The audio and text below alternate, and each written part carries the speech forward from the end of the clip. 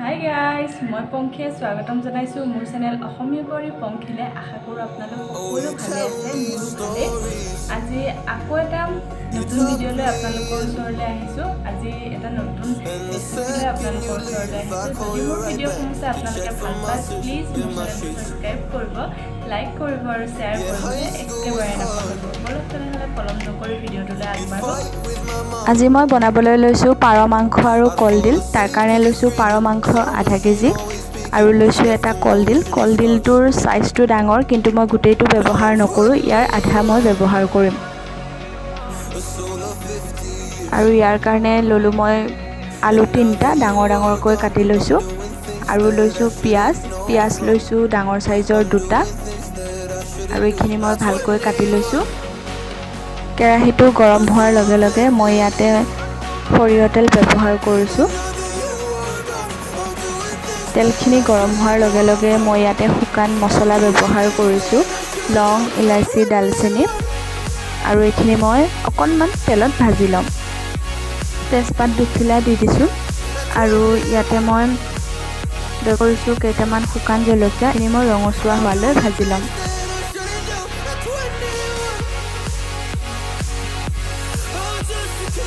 এতিয়া মই ইয়াতে দি দিছোঁ কাটি লোৱা পিঁয়াজখিনি মই ৰঙচুৱা হোৱালৈ ভাজি ল'ম।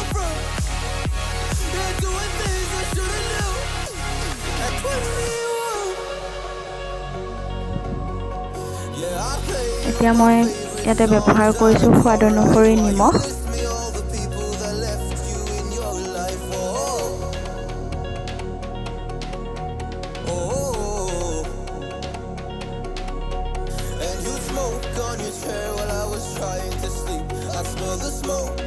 ইয়াত মই ব্যৱহাৰ কৰিছোঁ আদা, নহৰু আৰু জলকীয়া একেলগে পেষ্ট কৰি ডাঙৰ চামুচেৰে 2 চামুচ ব্যৱহাৰ কৰিছোঁ। আপোনালোকৰ মাংসৰ পৰিমাণটো যদি কম হয় কমাই ব্যৱহাৰ কৰিব, আৰু যদি পৰিমাণটো বেছি হয় তেতিয়াহ'লে বেছিকৈ ব্যৱহাৰ কৰিব। হালধি দি দিছোঁ সোৱাদ অনুসৰি, আৰু মছলাখিনি মই ভালকৈ ভাজি ল'ম।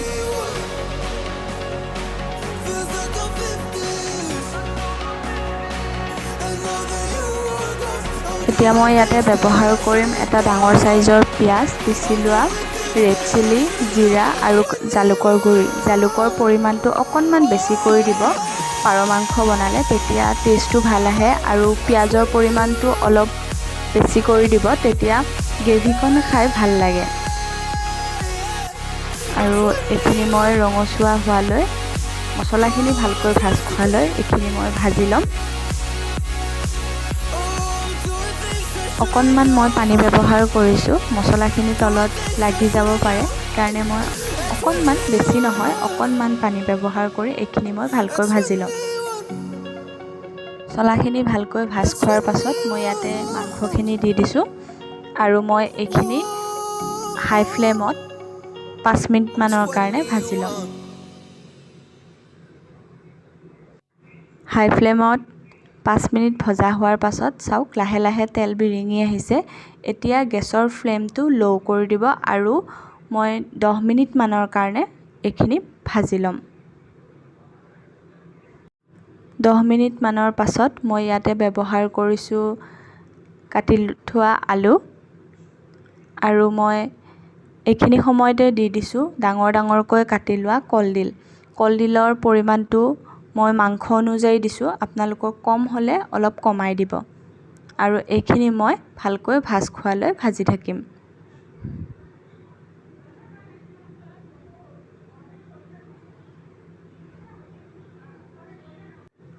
এইখিনি মই ল' ফ্লেমত 5 মিনিটৰ কাৰণে ভাজি লৈছিলোঁ, আৰু এয়া চাওক লাহে লাহে তেলটো বিৰিঙিবলৈ ধৰিছে।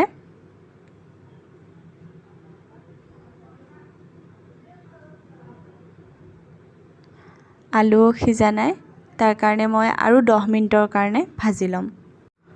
আৰু এয়া চাওক ভজা হৈ গৈছে। পাৰ মাংস ভাজিলে সদায় গেছৰ ফ্লেমটো ল' কৰি ভাজি থাকিব, যিমান ভাজিব পাৰ মাংসৰ টেষ্টটো ভাল হয়। আৰু মই এইখিনি সময়তে পানী ব্যৱহাৰ কৰিম, আৰু মই ইয়াতে গৰম পানী ব্যৱহাৰ কৰিছোঁ। পানীৰ পৰিমাণটো মই অকণমান বঢ়াই দিম। আৰু চাওক এয়া পানী দি দিছোঁ। এতিয়া মই এইখিনি ভালকৈ উতলিবলৈ দিম। মাংসখিনি হাই ফ্লেমত 15 পৰা 10 মিনিট উতলাৰ পাছত এয়া চাওক আমাৰ মাংস খাবলৈ ৰেডি হৈ গৈছে। আপোনালোকে যদি আৰু অকণমান পনীয়াকৈ ৰাখিব বিচাৰে ৰাখিব পাৰে। মই ইমানমানেই ডাঠ কৰি ৰাখিম।